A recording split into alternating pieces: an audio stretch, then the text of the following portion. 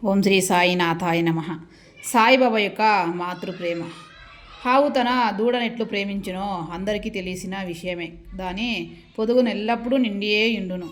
దూడకు కాల్సినప్పుడెల్లా కుడిచినచో పాలు ధారముగా కారును. అలాగనే బిడ్డకు ఎప్పుడు పాలు కావలినో తల్లి గ్రహించి సకలమందు పాలిచ్చును. బిడ్డకు గుడ్డలు తొడుగుట ఎందు అలంకరించుట ఎందు తల్లి తగిన శ్రద్ధ తీసుకొని సరిగా చేయును.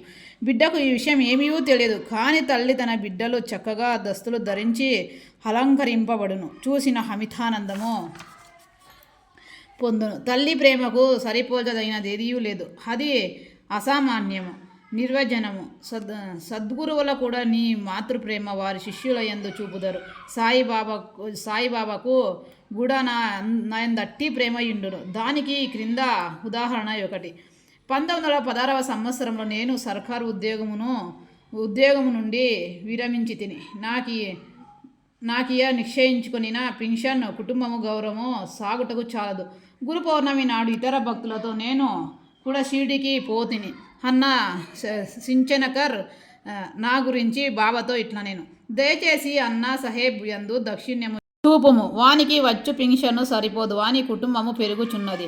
వానికి ఇంకేదైనా ఉద్యోగము మెప్పించుము. వాని ఆతురతను తీసి నిశ్చింతను గలున చెయ్యము. అందులకు బాబా ఇట్లు జవాబిచ్చాను. వానికి ఇంకొక ఉద్యోగము దొరుకును, కానీ వాడప్పుడు నా సేవతో తృప్తి పడవలెను. వాని భోజన పాత్రలు ఎప్పుడూ పూర్ణముగానే ఉండును, అవి ఎన్నటికీ నిండుకొనవు. వాని దృష్టినంతటి నా వైపు త్రిప్పవలెను. నాస్తికులు దుర్మార్గుల సావాసము విడవవలెను. అందరి ఎడల హనుక నిమత్రముతో ఉండవలెను. నన్ను హృదయపూర్వకంగా పూజించవలెను. వాడిట్లు చేసిన శాశ్వతనను పొందును. నన్ను భుజించినప్పుడు దానిలో ఈ నన్ను అనగా ఎవరు అను ప్రశ్నకు సమాధానం ఈ గ్రంథం యొక్క ఉపద్గతంలో సాయిబాబా ఎవరు అను శిక్షక క్రింద చెప్పి దానిలో విషాదకరింపబడిన ఉన్నది చూడుడు. ఓం శ్రీ సాయినాథాయ నమః.